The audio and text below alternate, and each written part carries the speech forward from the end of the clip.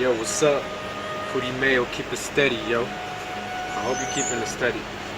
So this video, we're gonna go totally different. Something I've been wanting to get into. I just had to make you stop spinning first. So now we're gonna look at historical facts here and record. You know, what's been documented, what's been drawn, what's been talked about in books and discussions and different records from the past, alright? And this is in regards to the Aboriginal native tribes that were in the Americas. And I'm talking about North, Central, and South, right? So I'm talking about the copper-colored native tribes that were here. And I'm going to connect this. And I hope you can take this journey with me to see that it might even be Hebrew tribes, lost tribes. We'll see. We're going to look at the logic, what we have as evidence, what's in the records, archaeological finds, the myths, the legends of the native tribes. And that's how we're going to put all this together. It's going to be pretty long, maybe 2 hours, you know. We're going to try to divide it into 2 videos. And if you don't like this, you know, you can just go to another channel, go watch some cute puppies somewhere in another channel. They got 1 million views, you know, the cute puppies, you know, and all that other stuff. If you want some wisdom, some knowledge, if you want to think about different things, you want to, if you like history, mysteries, then you're gonna love this video. And so I hope you like it. You know, you can see it's just me against the world, right? Like my boy Pac said, right? Tupac Amaru. Where do you think he got that name? Tupac Amaru, just like the Inca emperors. Alright, you think his mom didn't know where they were from? The original Incas, Mayas, Hopi, Algonquin. Alright, we're gonna show you who they were. The Anasazi, the Aztecs, copper colored. Alright, tune in.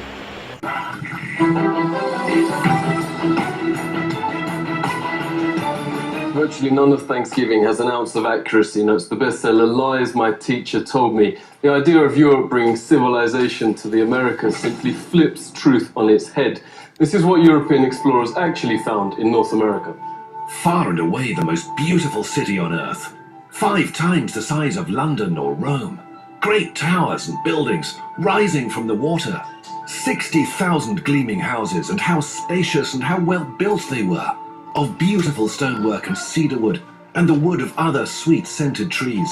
The many streets and boulevards of the city were so neat and well swept, despite the multitude of inhabitants, crisscrossed with a complex network of canals, like an enormous Venice, but also remarkable floating gardens that reminded of nowhere else on earth. While Europe was drinking water from its polluted city rivers, huge aqueducts transported America's water from fresh springs. But what impressed most were the special merchant areas, where timber and tiles and other building materials were bought and sold, as well as greengrocer streets, where one could buy every sort of vegetable, fruits, honeys, nut paste and chocolates, astonished by the personal cleanliness and hygiene of the colourfully dressed populace, and by their extravagant use of soaps, deodorants, and breath sweeteners. Most Europeans never bathed and kept clothes on at all times. The Pilgrim's Notes biographer Zini Finer had a terrible smell. Indians tried, quote, without success to teach them to bathe. Settlers also had bad breath from rotting teeth. Death and starvation was so common that corpses were just dumped in open pits known as poreholes. Many turned to alcohol and committed suicide. In fact, the story of the first settlers has been deliberately changed, notes author James Lowen, because the truth is so shameful. They actually settled hundreds of miles further south and stayed in America because the mission was a failure. Their real aim, reports historian Robert Beverly, was to find some gold and take it back to Europe. They spent their days digging random holes in the ground, haplessly looking for gold instead of planting crops. Soon they were starving and digging up putrid Indian corpses to eat. They took some Indian prisoners and forced them to teach the colonists how to farm. And the meal with the natives wasn't quite the Thanksgiving shown on TV and in schoolbooks. The colonists offered the Indians a toast to eternal friendship, whereupon the chief, his family, advisors, and 200 followers dropped dead of poison. In mainstream history books, perhaps the most common description of American territory then is virgin land. In fact, notes historian Peter Jennings, it was widowed. Horrific enough, the Nazi ethnic cleansings in Europe during World War II. Leading American studies professor David Stannard notes it's dwarfed by, quote, far and away the most massive act of genocide in the history of the world. The death of 100 million indigenous people in the, quote, American Holocaust. Some from disease, but also vast numbers from a deliberate policy aimed at wiping out the race that mainstream history books continue to pretend never happened. He knows when Heinrich Himmler called the final solution, quote, delousing, Himmler was only echoing the Pilgrim Army's rallying cry, nits make lice, nits being Indian babies. This was a map of Indian nations across the US. 80% of the first government's entire budget went on attacking existing Indian settlements to take their developed farmland. Settlers would most probably not have survived, writes Jennings, on their own.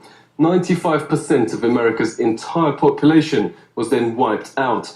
American Holocaust notes there is documented evidence of colonist leaders going town after town, deliberately killing all men, women and children. Yet school texts and history books remain silent. Orders came from the very top. Under the direct order of George Washington, at least 28 of 30 Seneca towns and all the towns of the Mohawk, Onondaga and Cayuga were simply obliterated. George Washington wrote, the Indian country, quote, must be destroyed. Thomas Jefferson called to, quote, pursue Indians to extermination. Nobel Peace Prize winner Theodore Roosevelt called beneficial the eradication of the native race. Stannard notes genocide was official public policy. California Governor Peter Burnett in his 1851 message to the legislature. Extermination must continue to be waged until the Indian becomes extinct. Another governor issued the public proclamation to, quote, pursue, kill and destroy all Indians. A witness notes the ensuing bloodbaths practically wiped out the native race. The whites shoot them down like wolves, men, women and children, wherever they could find them. This war of extermination against the Aborigines is tending to the final extinction of the race. What reportedly saved the race from extinction was their use as slave labor. This extermination policy has proved so injurious to the interests of the whites. Indian labor is indispensable. Highly prized slaves were Indian girls as young as 3, said the Marysville Appeal, for fulfilling double roles of labor and of lust. The Pilgrims had hardly explored the shores 4 days before they robbed the graves of my ancestors and stole their corn, wheat, and beans. The Indians knew this fact, yet welcomed and befriended the settlers, little knowing that they would be killed by the settlers' guns. Yeah, so you see what they did, right? You see the real history. Check that book out if you can. Lies My Teacher Told Me. That's what they were talking about. So what I wanted to basically point out is how the Spanish described the cities when they came. How beautiful they were, how big they were, how clean they were. Right? Bigger, 5 times bigger than London. 5 times bigger than Rome. Imagine, 5 times bigger than Rome. Rome was pretty big. They conquered a lot of land. So 5 times big as Rome, that's the whole continent. That's the whole America, North, South, Central. They're talking about the Incas, all of them together. They're all connected, right? And then the other thing is how they were, their hygiene. You know, that's the other thing, their hygiene. You know, how clean they were. They had deodorant, they made soap, they had breath mints, you know, they bathed. The colonists, they stank. The Europeans didn't bathe. They were nasty. You know, they didn't have that notion like holy people would have, clean people will have, spiritual people would have. People who have a common sense and consciousness with nature to, like, you know, be clean, be pure. You know, so you see what they did. They just exterminated everybody.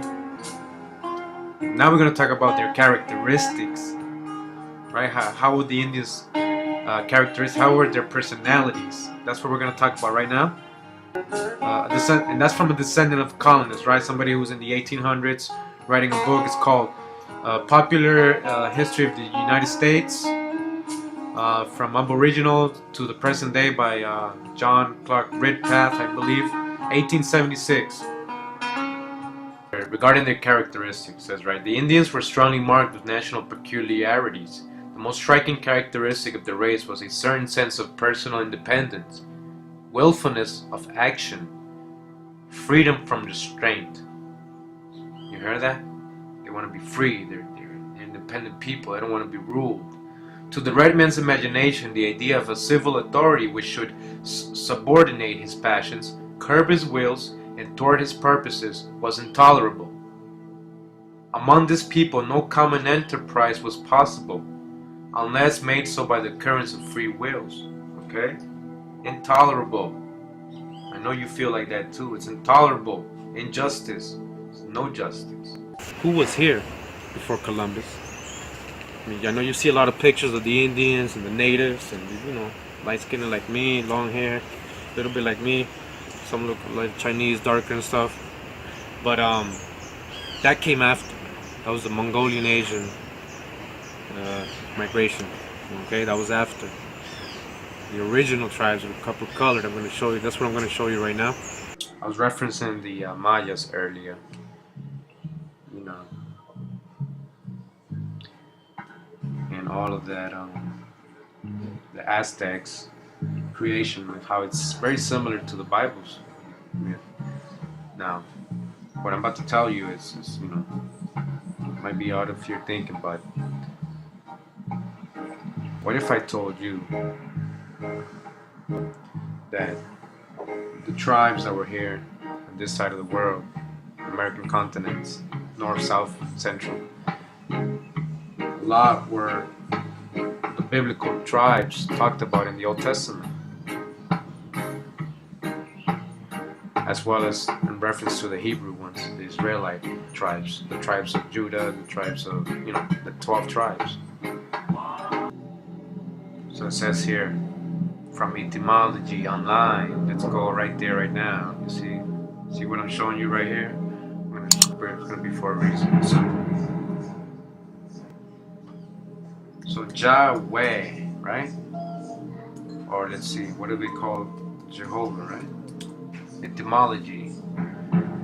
Tinsdale transliteration of Hebrew tentagram Yahweh, using the vowel points of Adonai, my Lord. See Yahweh. Use Yahweh. Okay, so let's go to Yahweh. Okay, let's read this very carefully now.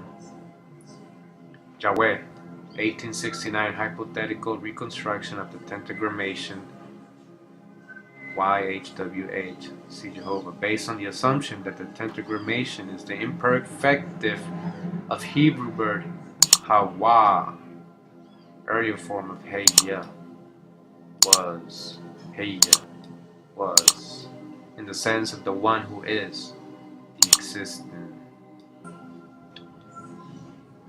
And so it says here, I am that I am.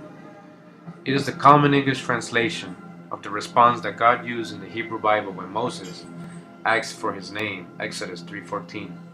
It is one of the most famous verses in the Torah. Heya means existed.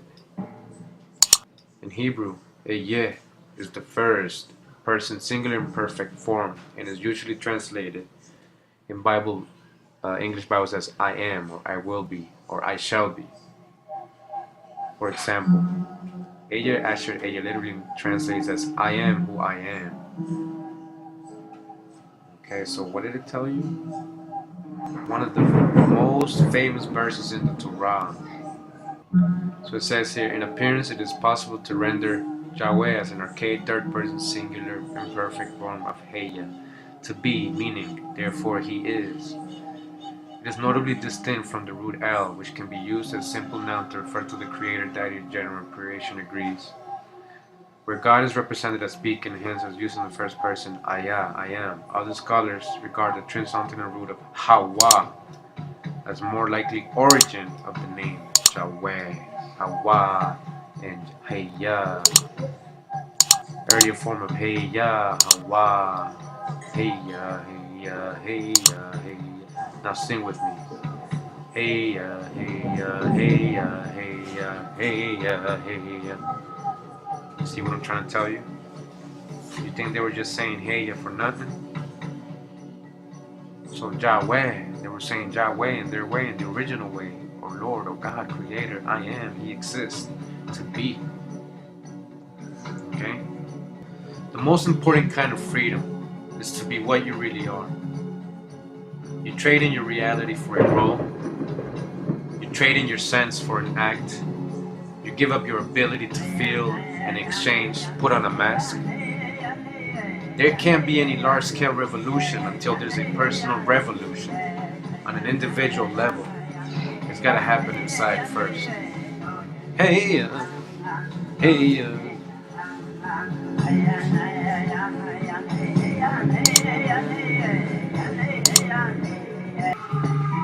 So it says here, Webster's Dictionary, 1828, American, adjective pertaining to America. American, a noun, a native of America, originally applied to the Aboriginals, or copper-colored races, found here by the Europeans, but now applied to the descendants of Europeans born in America. Alright, I don't know if you guys just understood that, but I'll do it one more time. In Webster's Dictionary, 1828. American, originally applied to the Aboriginals, or copper-colored races, found here by the Europeans. Copper-colored races. Copper-colored races. Hey yeah, hey yeah, hey yeah, hey yeah, hey yeah, hey yeah. Hey yeah, hey yeah, hey yeah, hey yeah.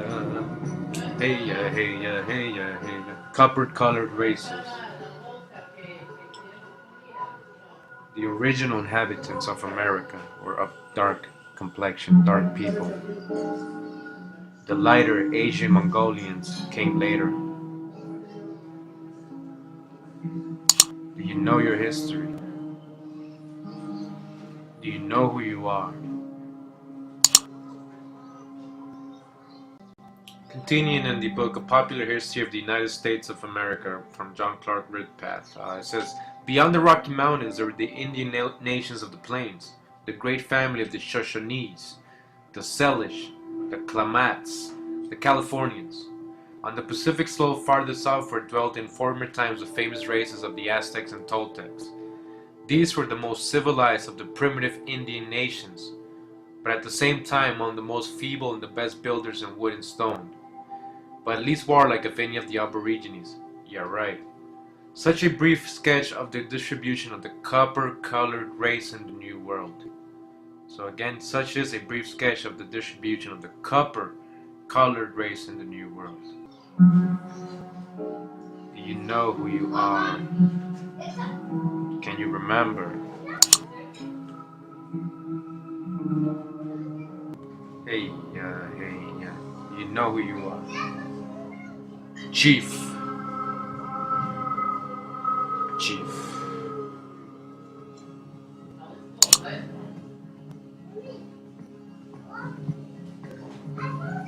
Dark. This is their drawings. Do you know who you are? Californian Indians. Old picture. Do you know who you are? Originally applied to the Aboriginals or copper-colored races found here by the Europeans, but now applied to the descendants of Europeans born in America. Hey.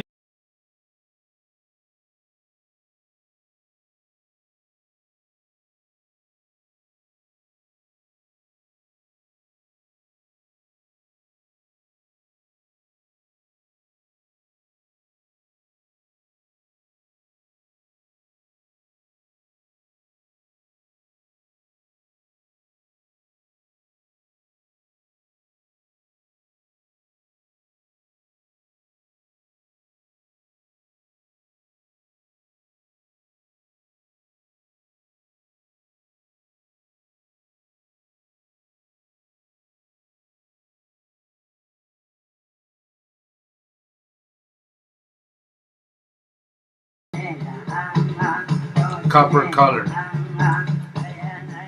These next pictures are like, especially from people up in Boston and New England area. I'm gonna show you what tribes were over there during that time. You know, when the Pilgrims came.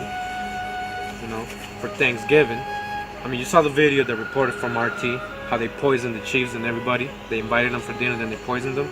That was the Thanksgiving right there. These people were starving. All right, I'm gonna show you the people that were here. You know, and they look. I don't know. Hopefully, my Cape Verdean people are watching this. You can see, because a lot of those people were brought to Cape Verde that were in New England. The Portuguese and the Dutch and all these people, they brought them to Cape Verde. You know, the whole Labrador Indians, Nova Scotia, New England, a lot of them were Algonquin, so a lot of them were taken to the Botoc. The whole nation of Botoc were taken to the Cape Verde Islands. And so I'm going to show you how these people looked in this region. And it's funny, they look like them. Some of them look Cape Verdean. So, are you really African? So, I'm just saying, think about it, you know, like. This is the book Lies My Teacher Told Me. Really good book, I read it a long time ago. In 1501, the Portuguese began to depopulate Labrador, transporting the now extinct Botoc Indians to Europe and Cape Verde as slaves. After the British established beachheads on the Atlantic coast of North America, they encouraged coastal Indian tribes to capture and sell members of more distant tribes. Charleston, South Carolina became a major port for exporting Indian slaves. The Pilgrims and Puritans sold the survivors of the Pequot War into slavery in Bermuda in 1637. The French shipped virtually the entire Natchez Nation in chains to the West Indies in 1731. The Botoc are the Aboriginal people of the island of Newfoundland. They were Algonquin-speaking hunter-gatherers who probably numbered less than 1,000 people at the time of European contact. Probably, they say, right? The Botoc are the descendants of the recent Indian culture called the Little Passage Conflict. And it says here, the case of Santu, right? It's an extract from Frank Speck's book, Botoc and Micmac, 1922, page 55 to 70. And it says, the most surprising occurrence, however, in recent years concerning the fate of the Botoc Indians was the accidental discovery of an old Indian woman named Santu, who claimed that her father was one of the last survivors of the Red Indians of Newfoundland. Since considerable discussion was aroused over the innocent claim of the old woman when I had made public, I shall give the circumstances in some detail for the benefit of those who may wish to determine to what extent her testimony may be relied on, before making use of the information and the brief vocabulary obtained from her. Yeah, so this is Shana Titit. This is the last known Botoc Indian alive. This is the depiction. Look at the features.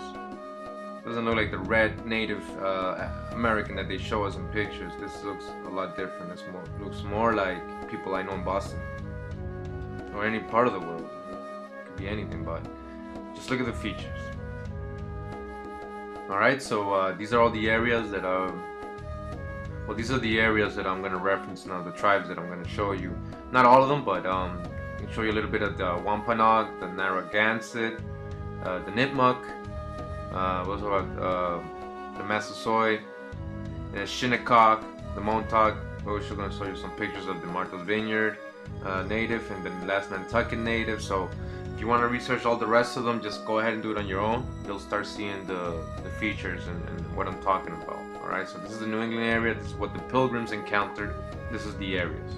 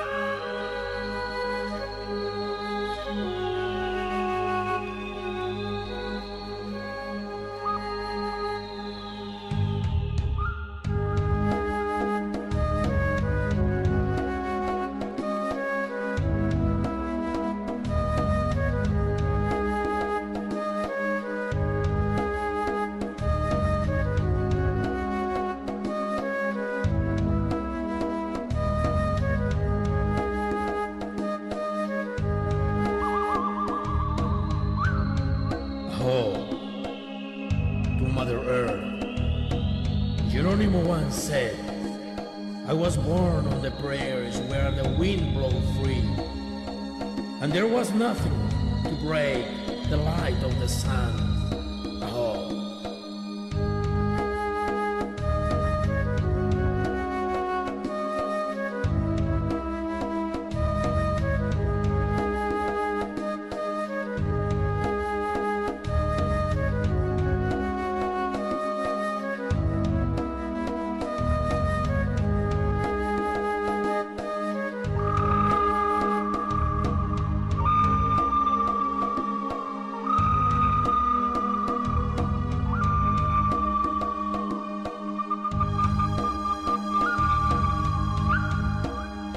Oh, honor to Mother Earth, to our Creator, to the Great Spirit, with the hope that we can all live together in peace and freedom on this planet.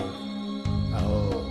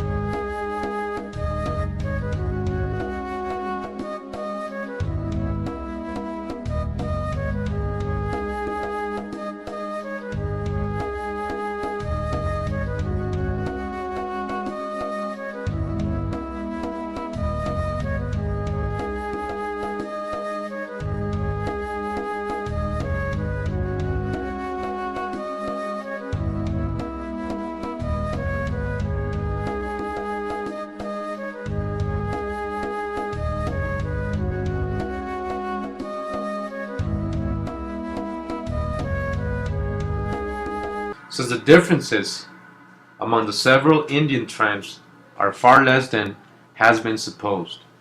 Brinton argued, and he went on to assert that the Aztecs of Mexico and the Algonquins of the eastern United States were not far apart.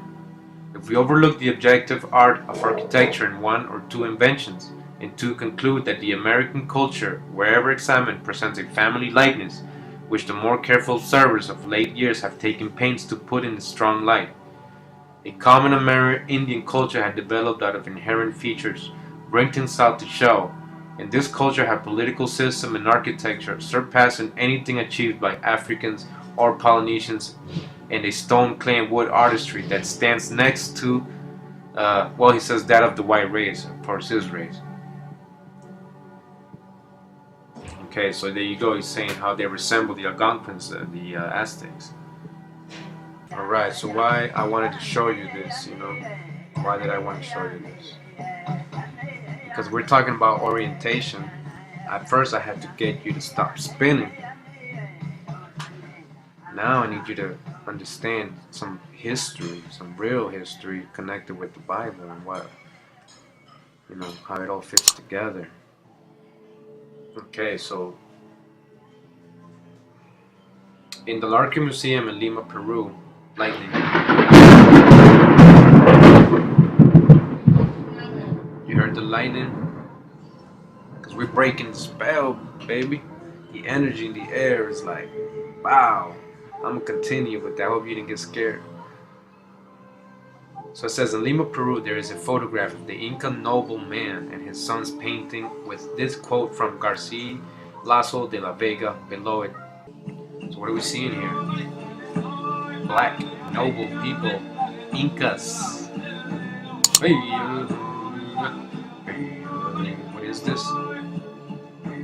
Depicting the Inca emperors, this panel from the Larco Museum in Lima, Peru. Shows the last 7 Inca emperors. And if you notice, also the first European emperor of the Inca, the Holy Roman Emperor Charles V, a black man. Now we're gonna get into how the in Europe, everybody was dark skinned too. Okay, like we're gonna get into that. I'm gonna show you that. I'm gonna show you this. Okay. So this painting can be dated back to the 1800s because the last two entries of the Carlos III as the 24th Inca Emperor and his son Carlos IV, House of Bourbon, as the 25th Inca Emperor. So he reigned as King of Spain from December 14, 1788 to March 19, 1808. What are we talking about here? I'm going to get into this right here. Japheth. Much of modern Russia, parts of modern Georgia, and the Caucasus region, Huns, ancient Masaka, Musakh, Moshi, Mosca, and Muscovy in Cappadocia, Moscow reflects the old name possible migration as far as South American. So it says, starts right here, goes off to Asia. Possibly the Moshe and cultures in South America and now dead Muisca languages in Peru. In Peru. Moshe warrior, Moshe, Muisca. Wikipedia, Meshach. Well, in the Bible, Meshach or Meshach, Hebrew, price or precious, is named after the son of Japheth in Genesis 10:2 and 1 Chronicles 1:5. Another Meshach is named as the son of Aram in 1 Chronicles 1:17. The son of Japheth, remember, Meshach. Genesis 10:151 and Chronicles 1:17, Meshach, the Mosocheni. Greek, called them the Cappadocians. Homeland, Turkey city Masaka, modern Kayseri, Turkey. A trace of the occupation of the high platform of Asia Minor by this people is found in the old name for the great capital city called in later times Caesarea, right, which was Masaka. Josephus speaks of this town as founded by the Meshach, the son of Japheth, whom he makes the progenitor of the Mosecheni or Moshi, the Mosecheni or the Moshi, and the Mosocheni were founded by Mosoch.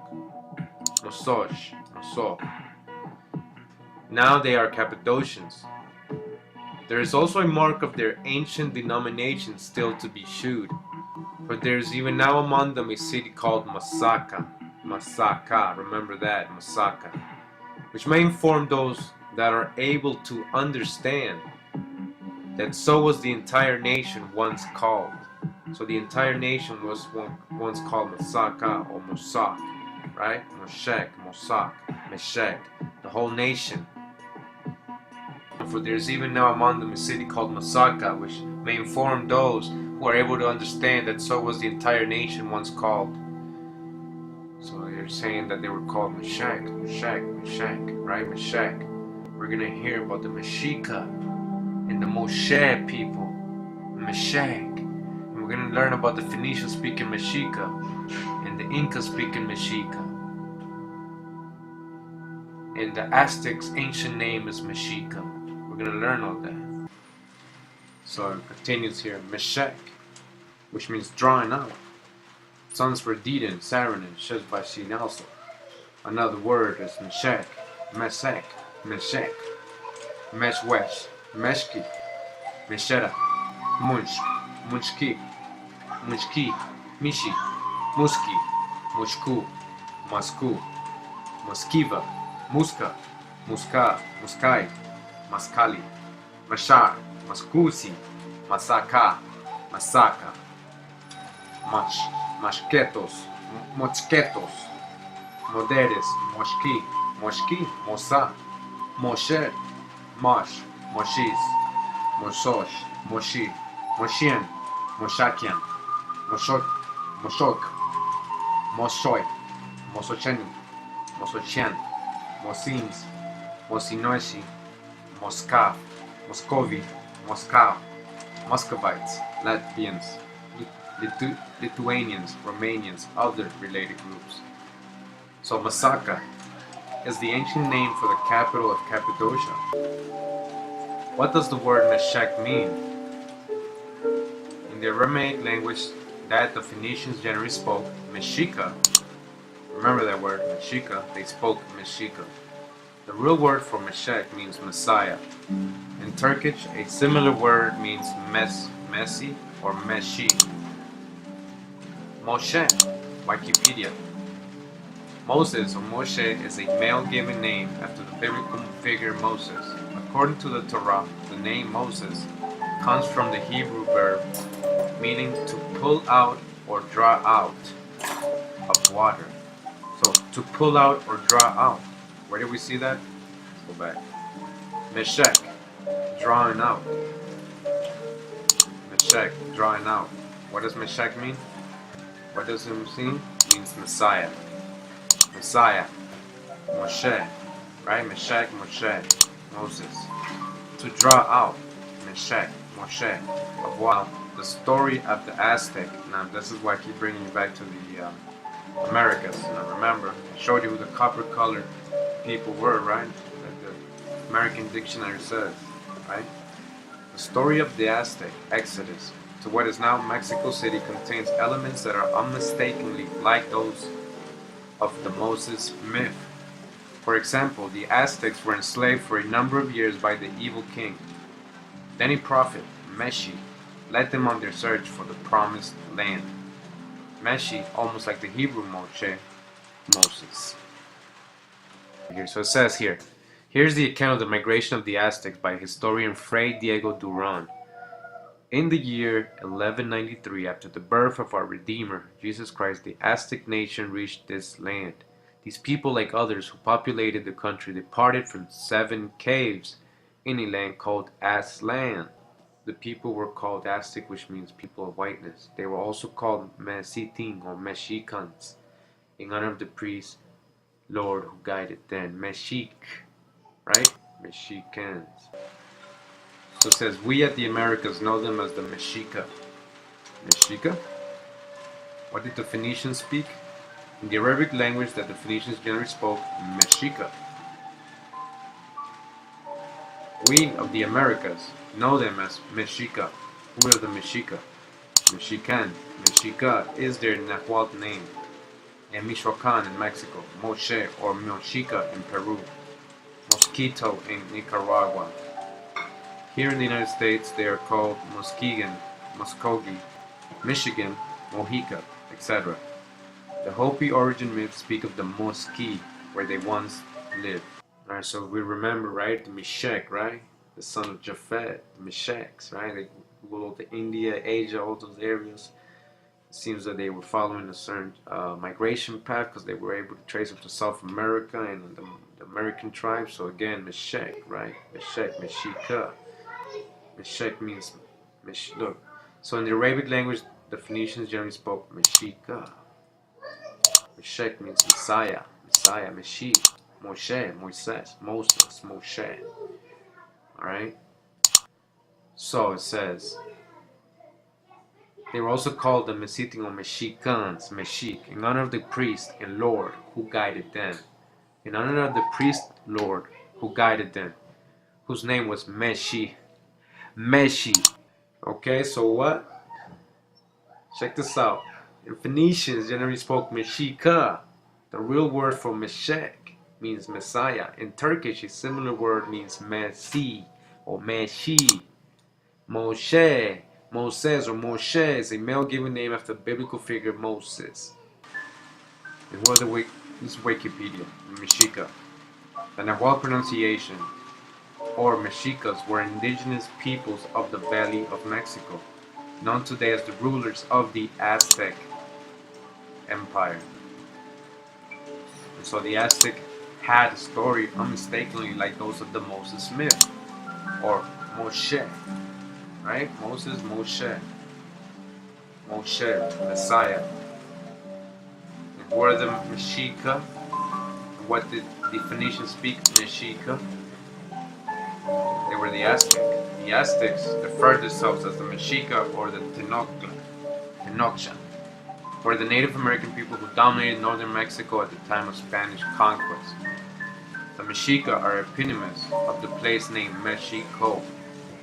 This refers to the interconnected settlements in the valley which became the site of what is now Mexico City, which held natural and geographical and population advantages. We had the Tarascan Indians of Michoacan descend from the Tarascacas, Scythian chiefs of Taras, pole star pirates and navigators.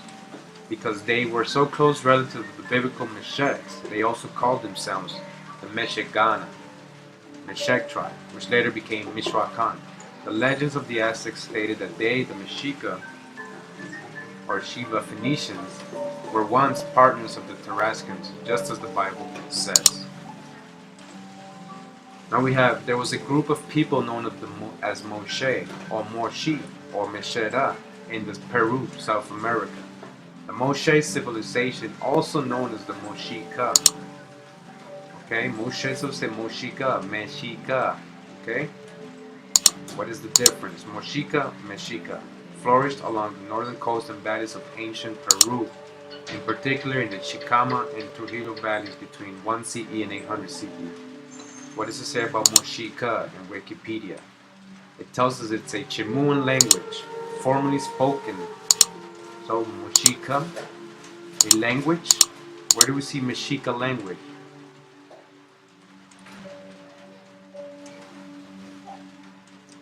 The Phoenicians generally spoke Mexica language, a Chimuan language for Mochica, formerly spoken along the northwest coast of Peru and inland village. First documented in 1607, the language was widely spoken in the area during the 17th and the early 18th century. By the end of the 19th century, the language was dying out and spoken only in the few people in the village of Eton and Chiclayo, or almost like Chicago. It died out, spoken around 1920, so just 100 years ago, it still existed, alright? Alright, so the Meshechs, right, they went all the way to South America, man. I'm telling you, you saw the connections there. If you look up the etymology of the word, you will find all this stuff, you know, you're connected. So we're going back, you know, we keep going back, it keeps telling us we're going to America, baby. We're going somewhere. We're gonna trace this, you know. We're gonna see this. Okay, so so far we got like a lot of things pointing to like Hebrew tribes in America, the natives. I mean, all right. So I'm gonna keep pulling out some more things. So we're talking about these Hebrew Israelite tribes, right? Who were these Hebrews? Hebrews. Remember, every word has meaning. So I want you to bring your focus onto Eber. So from Shem came Arphaxad or Arphaxad, Shalah, then Eber or Salah, Eber. So let's look at another. So we have from Adam we have Seth, you know, and then came from Seth Noah. From Noah came Shem, and Shem had Arphaxad, Salah, and Eber. Eber had Pele. So who is this Eber? The word Hebrew, descendants of Eber, those that did not build the Tower of Babel. Okay, so it says Hebrew does not mean Jew, although some Judeans may be Hebrews. Genetically speaking, Hebrew means any descendant of Eber or Eber. Eber, an ancestor of Abraham, was the great-great-grandson of Noah. Spiritually and behaviorally, Hebrew carries inherently politically divisive connotations. So look at what this word Eber also carries, the meaning and the energy. So it means separated, the other side, those who live on the other side, independent, stateless, not the subjects of any human ruler, foreign to all worldly nations, migratory, beyond that which is beyond, sojourner on the earth, one who is passer through, as distinct from a settler in the land or resident of the nations, descending either behaviorally or genetically from Eber, following the path of Abraham, living according to the separatist holiness instructions of Abraham's Elohim, Yahweh. Okay, so let's keep reading. Just want you understand what's going on here. So after Noah landed the ark, his wife birthed him a son named Shem, from who came a man the Bible names as Eber. Eber resisted Nimrod's command to build the Tower of Babel. In an act of outrageous disloyalty to Nimrod, Eber crossed over from Babylon to the land across the river. In the wilderness, Eber and his people retained the Hebrew language. Meanwhile, back in Babylon, Hawa confused the languages of everyone else. The name Hebrew rested on Abraham, whose name comes from that of his great-granddaddy, Eber. You can find this on this website here. So, what's important here? So, we all know the story of the Tower of Babel, how, you know, the humans were getting too close to God, and that God didn't like that, and so he took down the Babel because he didn't want them to know, you know, be like the gods, right? That's what it says in the Bible, the gods, right? So he didn't, you know, him and his family didn't partake. So what did he do? What does it say he did? He separated those who live on the other side. They became independent, no foreign ruler. So what they bounced, they left, and they went into the wilderness, where they retained their Hebrew language, land across the river. Okay, so very important. So what are we talking about here, huh? Eber, Hebrew, Tiberian Hebrew, Eber, is an ancestor of the Israelites, according to the Table of Nations in Genesis 10:11 and 1 Chronicles 1. He was a great-grandson of Noah's son, Shem, and the father of Peleg, born when Eber was 34 years old, and of Joktan. He was the son of Selah, a distant ancestor of Abraham. According to the Hebrew Bible, Eber died at the age of 464, when Jacob was 20. And look what this says again, and this is from Wikipedia. According to Abu Isa, and a lot of people know who that is, you know, Eber, the great-grandson of Shem, refused to help with the building of the Tower of Babel, so his language was not confused when it was abandoned. He and his family alone retained the original human language, a concept referred to as lingua humana in Latin. Hebrew, a language named after Eber. So you see what are they telling us here, man? They kept the original language, and they didn't help build the tower. They bounced. They went somewhere else. Okay, so he separated himself from the other tribes. Okay? Where did they go to? And unto Eber were born two sons. The name of one was Peleg, for in his days was the earth divided. And his brother's name was Joktan. So look what it's telling us here. So he had a son named Peleg, and it says that in his days, during Peleg's day, the earth was divided. What does that mean? Separated, maybe the lands, cataclysm, Atlantis, separation, separated, the earth divided. Chronicles 1:19. 1 Chronicles 1:19. And unto Eber were born two sons. The name of the one was Peleg, because in his days the earth was divided. His brother's name was Joktan. Unto Shem also, the father of all the children of Eber, the brother of Japheth, the elder, even to him were children born. Okay, so these are all the accounts of Eber in the Bible. Okay. So it says the Hebrew word, etymology. The origin of the term remains uncertain. That's what they say. But the biblical term Ivri, right? Ibri, meaning to traverse or pass over, is usually rendered as Hebrew in English from the ancient Greek. In plural, it is Ivrim or Ibrim. Terracotta head of Semite marked Hebrew by Petrie from Memphis, Foreign Quarter, Egypt, Greco-Roman period, the Petrie Museum of Egyptian Archaeology in London.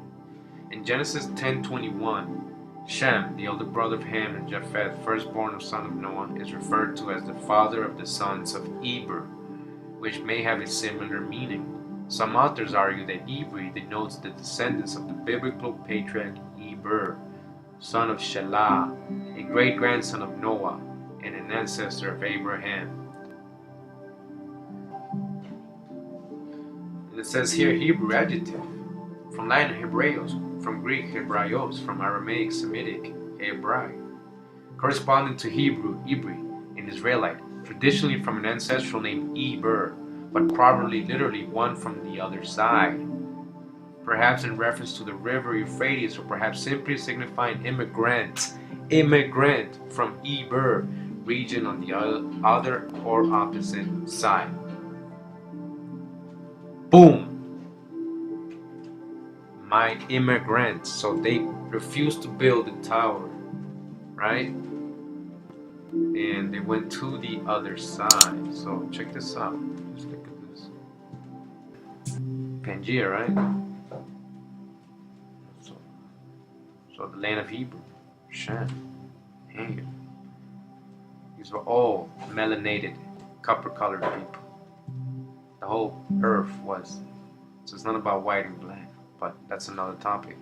So once again, we read about Eber, and these are the 10 tribes. So 2 Esdras 13:40-44. Remember, this is the apocryphal book. It was taken out of the original Bibles.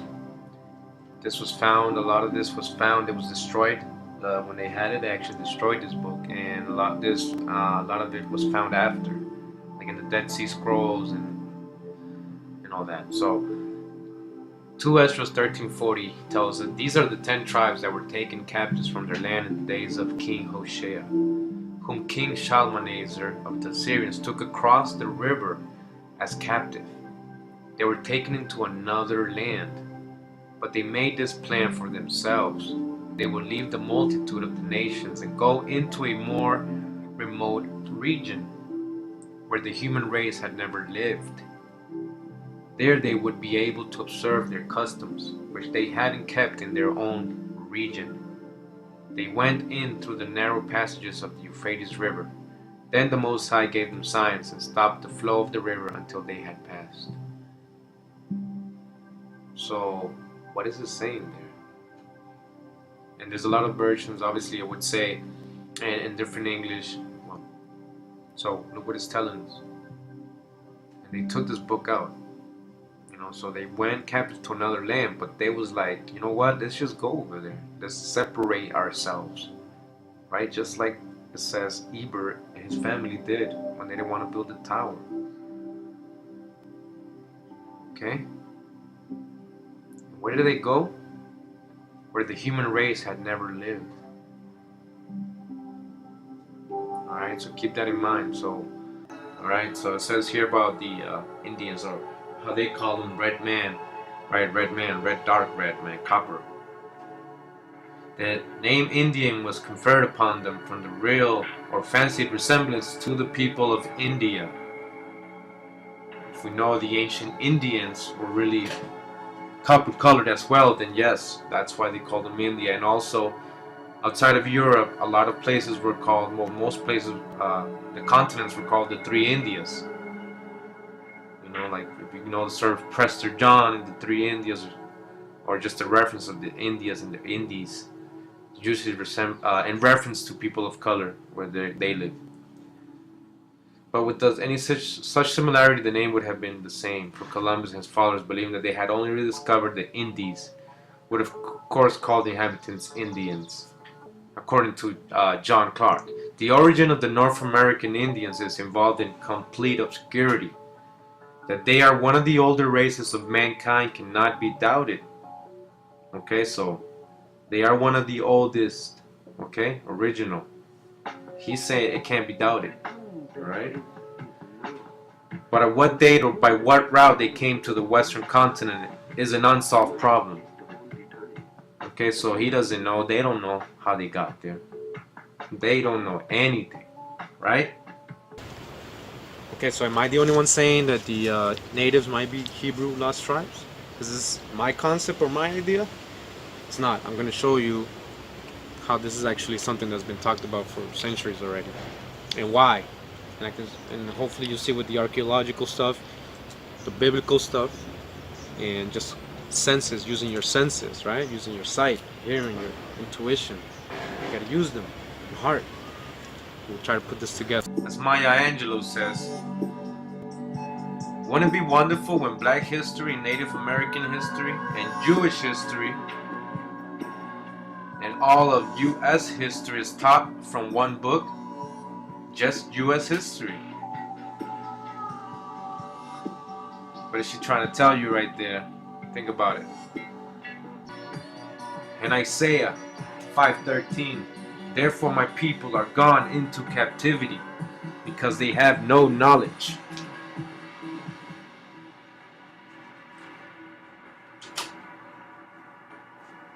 No knowledge. Yeah, so talking about captivity and slavery, you know, I want to bring your attention to the dumb diverses, the Papa Bull, okay? This is something that was done in 1452 by Pope Nicholas V, right? So let's read here what it says in Wikipedia. So it says dumb diverses, which means until different. You hear that? Until different. Is a papal bull issued on 18th of June 1452 by Pope Nicholas V. It authorized Alonso V of Portugal to conquer Saracens and pagans and consign them to perpetual servitude. Alright, so what does that mean? You know, perpetual slavery. And who are these Saracens and pagans? You know, what exactly does that mean? You know, so remember, this is 1452. Before they traveled to America, right? 1492 is when Columbus discovered America, right?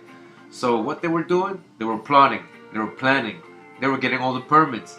All the political stuff agreed upon with the kings, right? They're going to go invade, right? So I want to read you some more of this dumb diverses, right? So it says, the Doctrine of Discovery, also called the Doctrine of Christian Discovery, is founded on a series of papal bulls or edicts written between 1452 and 1493. The first was from Pope Nicholas V in 1452 called the Dumb Diverses, and it states the following, so pay attention to this, right?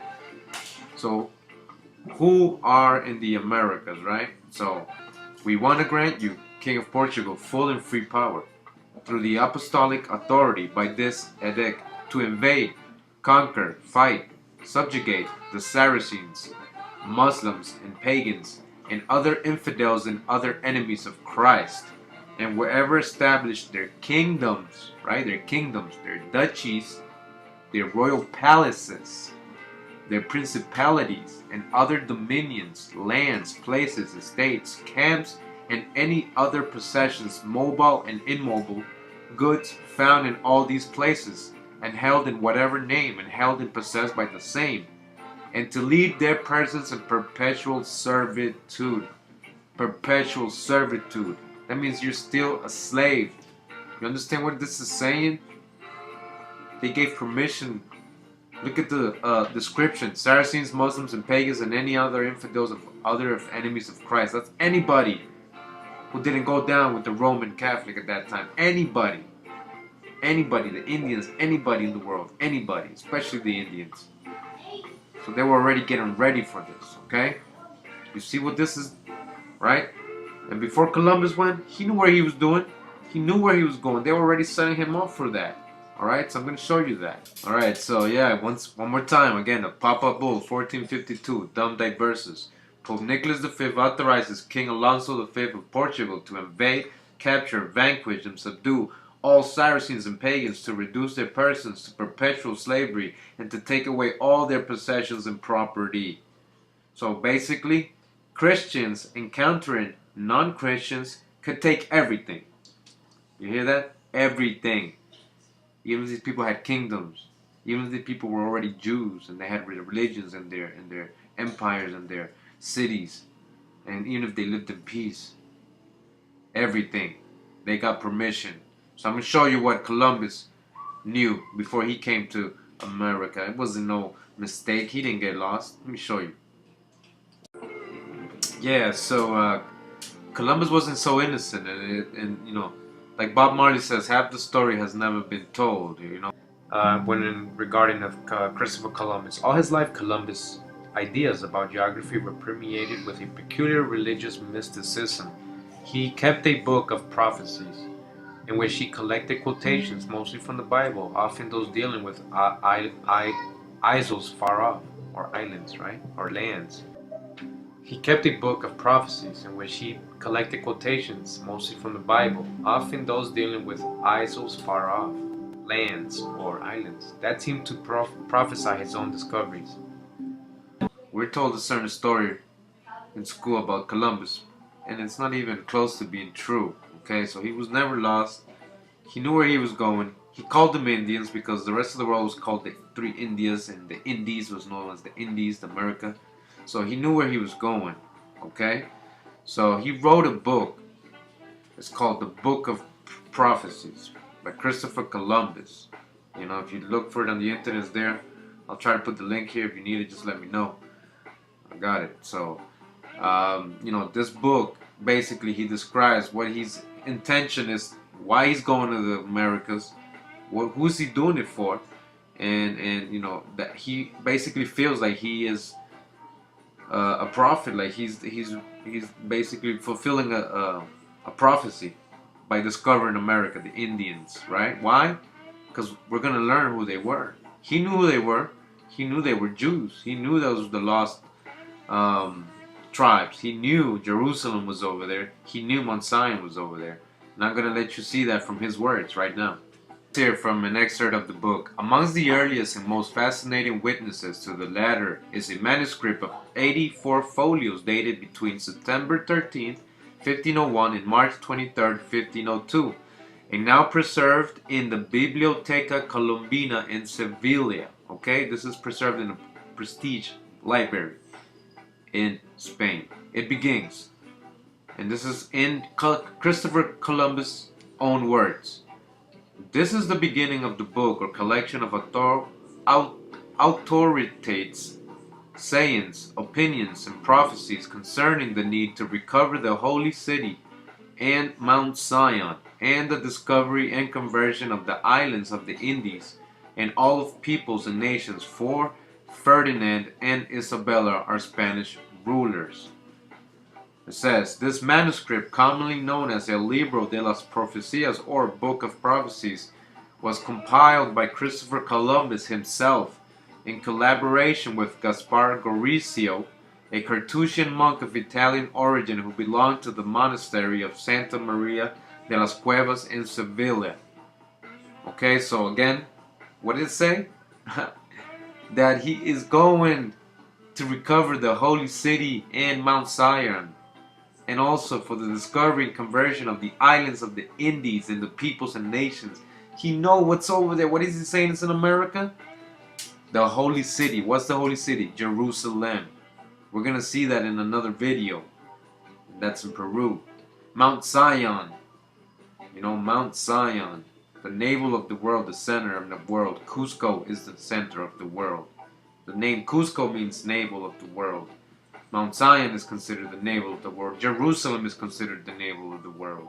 Peru, Cusco means navel of the world. So that's just another video, but just you can see Christopher Columbus knew where he was going and who was over there. Okay, so I'm going to continue here. The transcription of the September 13, 1501 letter in which Columbus explained the project and asked for assistance. So this is where he's saying, right? Reverend and very devoted Father, when I came here to Granada, where is Granada? Caribbean, right? Okay. I began to collect in a book of excerpts from I began to collect in book excerpts from authoritative sources that seemed to me to refer to Jerusalem. I plan to review them later and to arrange them appropriately. Then I became involved in my other activities and did not have time to proceed with my work, nor do I now. So he's too busy conquering and killing people. You understand? So then I became involved, and so I am sending the book to you so that you can look at it. Perhaps your soul will motivate you to continue the project, that our Lord will guide you to genuine authorities. The search for text should be continued in the Bible and the commentary. It is often useful and should be used for clarification. And that was Christopher Columbus' Book of Prophecies. Libro de las Profecías, or the Book of Prophecies by Christopher Columbus. He knew what he was coming to do, and he had the permission, dum diversas, from the Pope, Nicholas. They already had set it up. They came to conquer. They knew what they were doing. They wrote us a lie, a history, a bullshit, and we still believe it. Now, here's some more evidence about Hebrews in America. And it says here, in order to provide a truthful and reliable account of the origins of these Indian nations, an origin so doubtful and obscure, we would need some divine revelation or assistance to reveal this origin to us and help us understand it. However, lacking that revelation, we can only speculate and conjecture about these beginnings, basing ourselves on the evidence provided by these people whose strange ways, conduct, and lowly actions are so like those of the Hebrews. Like who? Like the Hebrews. Thus, we can almost positively affirm that they are Jews and Hebrews, and I would not commit a great error if I were to state this as fact, considering their way of life, their ceremonies, their rites and superstitions, their omens and hypocrisies, so akin to and characteristic of those of the Jews. In no way do they seem to differ. The Holy Scriptures bear witness to this, and from them we draw proofs and reasons for holding this opinion to be true. Chapter 1. It says here in the Museum of the Jewish People, the Myth of the Lost Tribes. It says here, in South America, the hypothesis connecting the American Indians to the 10 lost tribes of Israel was advanced mainly by Spanish missionaries and travelers while coming across impressive archaeological remains of the pre-Columbian civilizations or investigating the way of life of local tribes believed to recognize various customs and beliefs that they related to the Bible and Judaism. Most reports refer to native tribes living in regions that today are part of Bolivia, Ecuador, Venezuela, and Peru, but also in the countries of Central America, especially Mexico.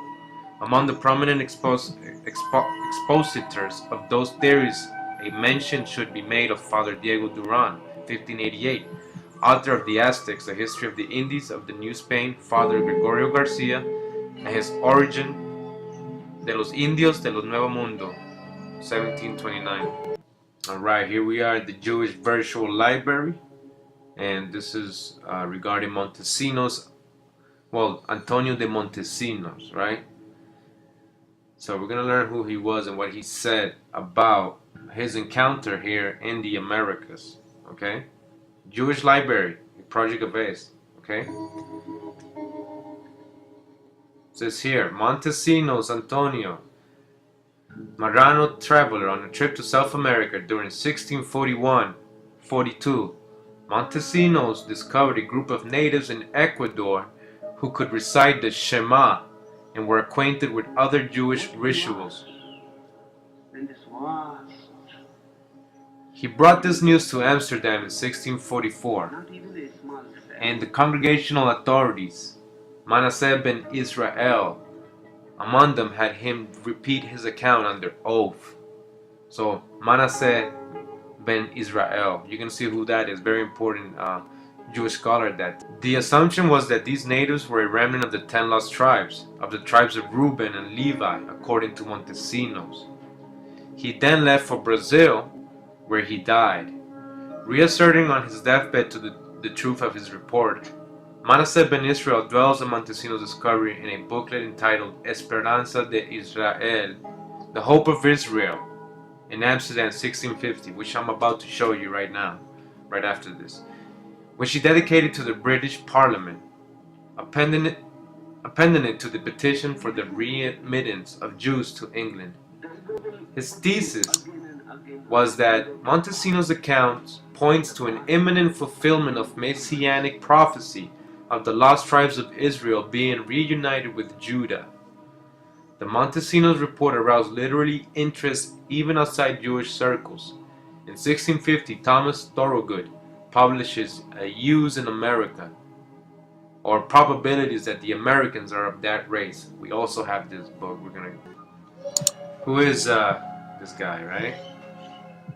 Says Manuel Dios Soeiro, better known by his Hebrew name Manasseh ben Israel, also Menashe ben Joseph ben Israel, also known with his Hebrew acronym MBY, was a Portuguese rabbi, Kabbalist, writer, diplomat, printer, and publisher, founder of the first Hebrew printing press, named Emeth Meretz Tisma in Amsterdam. The Hope of Israel by Manasseh ben Israel, and Hebrew divine and philosopher, it says here, right? It says The Hope of Israel, right? It's a book that he wrote. In addition to messianic and other mystic hopes, were the current in England, his book The Hope of Israel had first been published in Amsterdam in Hebrew, Muisca Israel, and in Latin, Spes Israelis. In 1651, he offered to serve Christina, Queen of Sweden, as her agent of Hebrew books. Okay, so he's mad important, right? In 1652, his book was translated into English and published in London, prefixed with the dedication to the Parliament and the Council of State. His account of descendants of the lost tribes being found in the New World deeply impressed public opinion and stirred up many polemics in English literature. Alright, so what does it just say? It says his accounts of the descendants of the lost tribes being found in the New World deeply impressed public opinion and stirred up many polemics in English literature. You see? It says here, the Indians of the Yucatan and the Acusanitenses do circumcise themselves. The Teutones of New Spain and Mexicans, as Roman and Gomasa and General History of the Indians testify, rend their garments if there were happen any sudden misfortune or death of any. Gregorius Gracious in Monarchia in Gasonum and Isle of Peru says that the Guanacapus, hearing that his Sone Atahualpa fled for fear of the army of his enemy, he rent his garments. The Mexicans and Teutones or the Totocanenses kept continually fire upon their altars, as God commanded in Leviticus. Those of Peru do the same in their temples dedicated to the sun. The Nicaraguenses do forbid their women who were lately brought a bed to enter their temples till they are purified. The inhabitants of Hispaniola think those do sin who lie with a woman lie after her childbirth, and the Indians of New Spain do severely punish sodomy. Many of the Indians do bury the dead on the mountains, which also is a Jewish cut tone, and Garcia said that the name Shanaan is found in those countries. You may wonder at this, that the Indians do every 50 years celebrate Jubilee with great pomp in Mexico and metropolis of the whole province. Also, that on the Sabbath day all are bound to be present in the temple to perform their sacrifices and ceremonies. They also were discovered from their wives. They also were divorced from their wives if they were not honest. The Indians of Peru, New Spain, and Guatemala did marry the widows of their dead brethren. May not you judge from these things that the Jews lived in those places, and that the Gentiles learned such things of them? Added also to what has been said that the knowledge which the Indians had of the creation of the world and of the universal flood they borrowed from the Israelites. So this is the book Manasseh ben Israel and His World. Alright? It says the rise and fall of the Jewish Indian theory. Okay, so it says here, whenever I tell students in America that there was a serious theory years ago that the Indians were Jews and that some of the lost tribes were located in America, they looked blankly at me, and if it's my nonsense, or they laughed embarrassedly to be in a room where such things are said. However, I quickly tried to calm their fears by pointing out that after Columbus met the Indians in 1492, there was a problem accounting for who they were and where they came from. Okay, again, nobody knew who they were, where they came from, right? If everyone on the surface of the earth was a descendant of Adam and Eve, and the 7 survivors of the flood, then the Indians had to be connected to the biblical world. Columbus himself had no problem. He thought they were Asians, since he was sure that he had reached Cathay. That's what the story is, right? It says explorers and missionaries offered theories tracing the Indians back to migrations from the Middle East, from Phoenicia, Arabia, or maybe from Solomon's Ophir. To deny a biblical origin for the Indians was to see them in their history as outside of the scripture, and scripture as incomplete and inadequate. To deny a biblical origin for the Indians was to see them and their history as outside of scripture, and scripture as incomplete and inadequate. Only a few hardy souls in the 16th century dared suggest this. Paracelsus, Giordano Bruno, Christopher Marlowe, and maybe Sir Walter Raleigh. It's a little more down below. It says here regarding the Puritans and what they thought about the colonists, because a lot of them were saying that they were Satan's children and they were wild, they were savage. So according to the Puritans, because they were living there, it says, besides the settler missionaries found matters in Massachusetts Bay Colony quite different than Meade had described. They found docile, friendly Indians, some of whom wanted to become Christians, according to them, right? I don't know if they would really want to become Christians. They established schools for them, and they tried to get the great John Comenius to use Harvard as the center of universal enlightenment for Indians and Europeans. They translated the scriptures for the Indians. It says, and it continues, so pay attention to this part. The missionaries began to suspect something radically different was going on in the environs of Boston, namely that pure English Christians were baptizing and converting Indians who were Jews. Wow. Alright? What were they doing? They were baptizing and converting Indians who were Jews. So that's what the Puritans were realizing. And if the Indians were Jews, an enormous missionary effort would be needed. So on behalf of the New England Missionary Society, a volume was written by the Norfolk preacher one Thomas Thorogood called Jews in America, or the probability that the Indians are Jews. This was dedicated to Charles I. Okay? He had heard from the most learned Jewish writer of the time, his friend and co-worker Manasseh ben Israel, that Portuguese Marrano explorer Antonio de Montesinos had encountered a Jewish tribe in the Andes Mountains.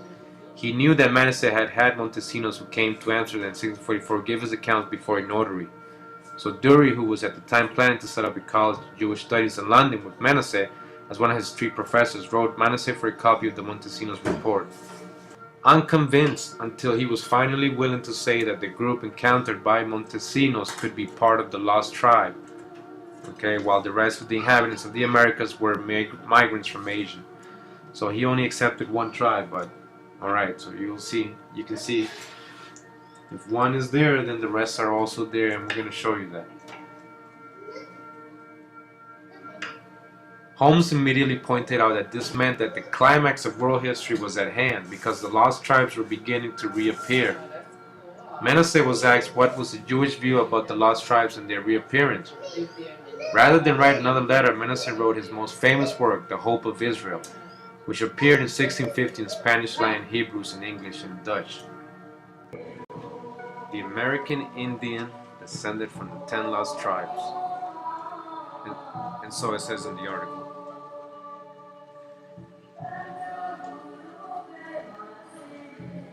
So it says, last month's column sketched the basis for the belief that American Indian is descended from the 10 lost tribes. One of the foremost proponents of this theory was the Indian trader James Adair, 1709-1783. In 1775, he wrote The History of the Indians, arguably the most significant 19th century work on the southeastern Indians, in which he presented 23 arguments that prove the North American Aborigines were descended from the 10 lost tribes. These are their division in tribes, their worship of Jehovah, their notions of theocracy, their belief in the administration of angels, their language and dialects, their manner of counting time, their prophets and high priests, their festivals, fast, and religious rites, their daily sacrifice, their ablutions and anointings, their laws of uncleanliness, their abstinence from unclean things, their marriage, divorces, punishments of adultery, their several punishments, their cities of refuge, their purification and preparatory ceremonies, the ornaments, their manner of curing the sick, their burial of the dead, their mourning for the dead, their raising the seed to descend, their change of the names adapted to the circumstances and times, their own traditions, the account of English writers, and the testimonies given by Spaniards and other writers of the primitive inhabitants of Mexico and Peru. Wasn't going to take it there yet, but there you go, Mexico and Peru. Okay. So yeah, so this is the JewishPress.com. Okay, so we're gonna come back to this. It says here in the Literary Digest, September 21st, 1912, are the Indians of Hebrew origin. William Penn gave the clue to many subsequent biblical scholars in the declaring that he had found in the American Indians the lost tribes of Israel. The superficial resemblance between the two peoples was so striking that he was led to say, "When I look at their children, I imagine myself in the Jewish quarter of London." The Reverend J. Wesley Anas says in Zion's Herald in Boston that as late as 1889, a well-informed representative of the Moshkoki, Meshek, Moshkoki tribe, again, remember that word. When questioned concerning the legends of his people, he replied, "They are all in the Old Testament. Read them there without the trouble of taking them down from our people." Corroborative of this statement of Dr. W. W. Warren, his History of the Ojibwe Nation, that in response to parts of the Bible, which he translated for his people, they said, "The book must be true, for our ancestors have told us the same stories for generations. The theory here presented is not new. The Jewish Encyclopedia given the substance of it without pronouncing upon its credibility. The writer meets the objection to the theory based on the great distance between the habitations of the two people by citing the book of Esdras. They affirm that after the captivity of Hebrews resolved to separate themselves from the heathen and to seek a spot where they might religiously observe the law, for the violation of which they had been so severely punished. Accordingly, he reports them to have migrated to a country which was uninhabited and so far distant that they journeyed for a year and a half or even more. This theory is further supported by the writings of the famous Manasseh ben Israel, who tells us that the America and Asia, now separated by Bering Strait, were formerly one continent, and that during this early period these Hebrews penetrated to America by land, before it separated. Still more conclusive proof is found in comparative study of the language, religion, customs, and traditions of the two peoples. Such resemblances as these are noted, like the Hebrews, the Indians, when first visited by the Europeans, were a very religious people, yet they had entirely escaped the idolatry which was common to almost all ancient peoples. They acknowledged but one God, the Great Spirit, and the name by which he was known was Ale, the old Hebrew name for God. In their dances they were heard to say distinctively, Hallelujah, or Praise Jah. They were the very word which was used by the Hebrews themselves. They kept annual festivals which resembled those of the Mosaic ritual. They performed morning and evening sacrifices and offered of their first fruits to God. They practiced the rite of circumcision and celebrated a feast like the tabernacles. They had cities of refuge to which even a murderer might flee and be safe. The Indians reckoned time in the same manner as the Hebrews, and their year began at the same season. The same superstitions seem to have marked their burial places. The same creeds were the rule of their lives, both as to the present and the future. The Indians, as well as the ancient Hebrews, lived in tribes ruled by chiefs, and their forms of government were almost identical. The clan system of the Indians has preserved a clue to some of the mysterious rites of the early Hebrews. What is not known about the clan system of the Iroquois explain what was formerly mystical about the tribes of Israel. Each tribe had a totem, usually some animal such as a deer, a bear, or a panther. So also had Israelites such a totem, and this explains why in the blessings of Jacob upon his sons, Judah is surnamed a lion, Dan a serpent, Benjamin a wolf, Joseph a bull. Literary Digest, September 21st, 1912. Let's hear BreakingIsraelNews.com. Are Native Americans part of the 10 lost tribes? When Europeans first glimpsed Native Americans more than 400 years ago, many were convinced they had discovered the lost tribes of Israel. At closer look, the connections are astounding. This hidden association has taken on great importance recently as the two nations face similar threats. and perhaps even a common messianic vision quest. Those unmistakable traces of Jewish prayer echo in the voice of Joseph Riverwind, the Amahura war chief of the Northern Arawak Nation, the indigenous peoples of South America and the Caribbean, as he sings Shema Shema Nayena Popaska Hoya Ya. He translated his ancient Native American song for Breaking Israel News. Listen, listen, people, as you gather together, we will dance before the Creator. This is strongly reminiscent of the Jewish prayer Shema, which literally means hear.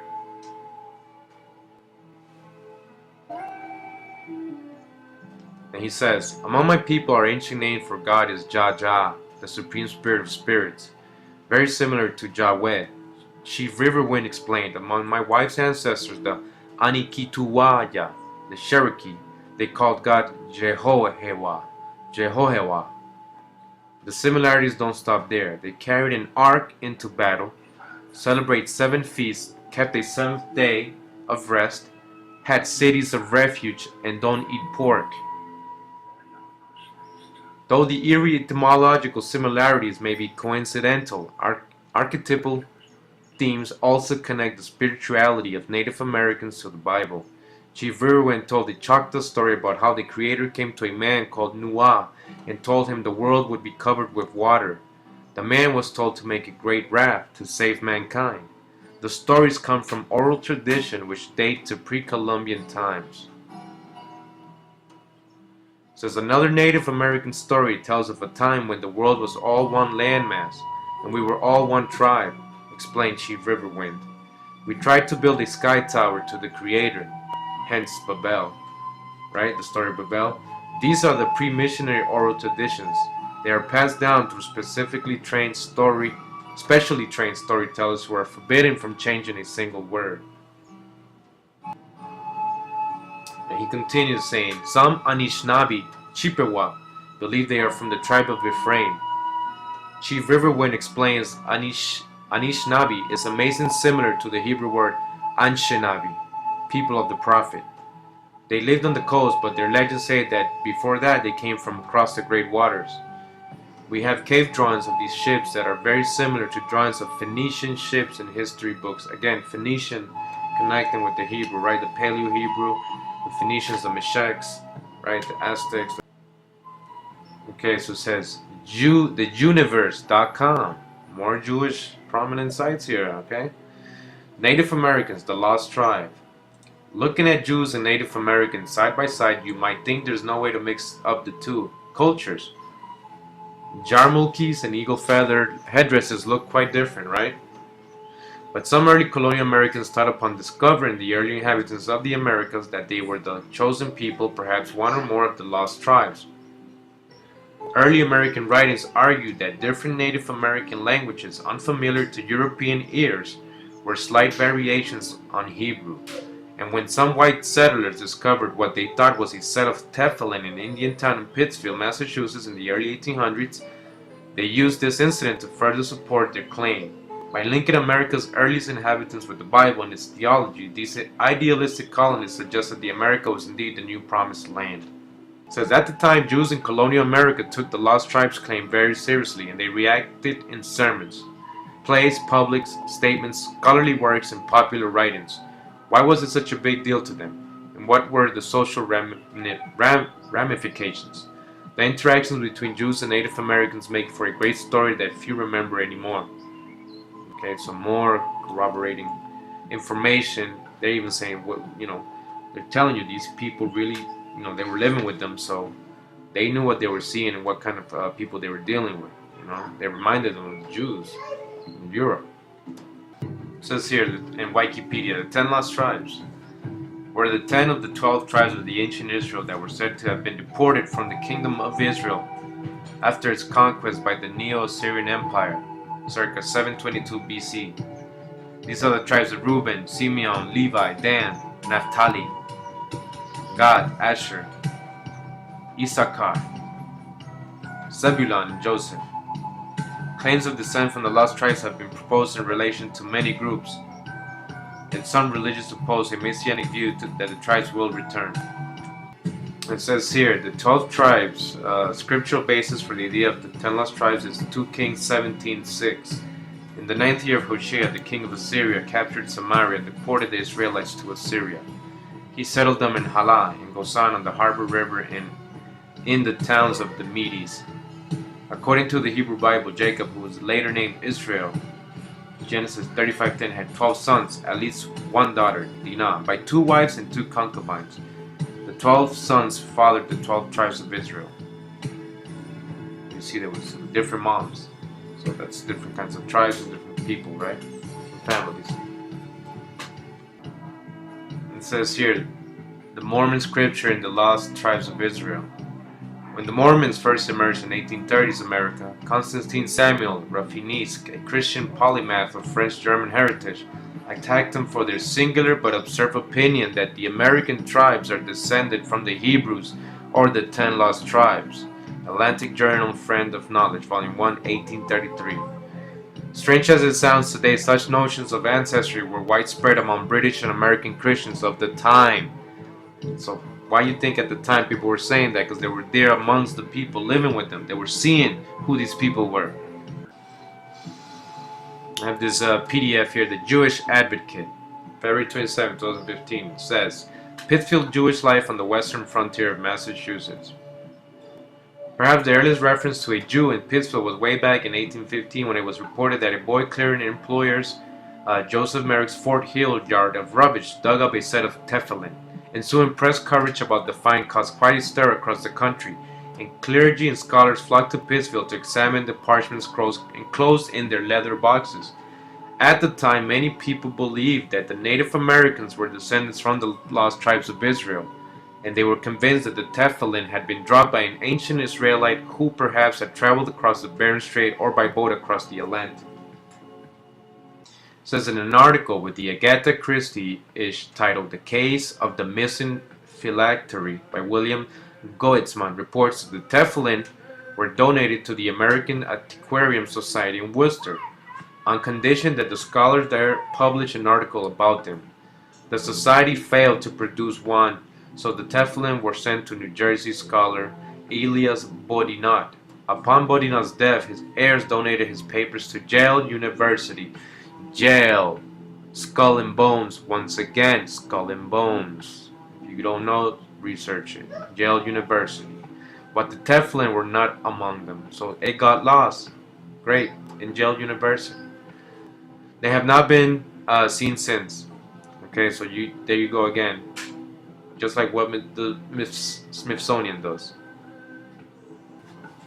And it says, continuing with Bodinot, while Bodinot and Crawford and other millenarians, people who believed that the end of the world was coming during that time, saw the Indians as the lost tribes, new evidence emerged. The 2 new theories were offered, in one that of the leading Jewish spokesman Mordecai Noah, the other by the founder of Mormonism, Joseph Smith. The new evidence were some artifacts that were discovered. 1, phylacteries that were found in an Indian burial mound in Pittsfield, Massachusetts. Another, a Hebrew inscription outside New Milford, Connecticut. The third, a Hebrew tomb in Ohio, added to the alleged resemblances that the Lord Kingsborough thought he had found in the Aztec codices to ancient Hebrew motifs. Lord Kingsborough published 9-folio volumes of the codices, magnificently illustrated with copious notes from Manasseh Adair and others, to prove the Indians, especially those of Central America, were Jews. Although he bankrupted himself in the process of publishing the material, he convinced only the already convinced and became a laughingstock to others. The Hebrew inscription in New Milford was examined by America's greatest Christian Hebraist, Ezra Stiles, president of Yale University again, who guessed it was somebody's name. No one in the area could be found who was Jewish or who knew Hebrew. So a suggestive mystery remained. The phylacteries were a more exciting find. When it was realized that these are used by a Jew in his morning prayers, the physical object was found around 1820 halfway down a pile of Indian bones in a burial mound.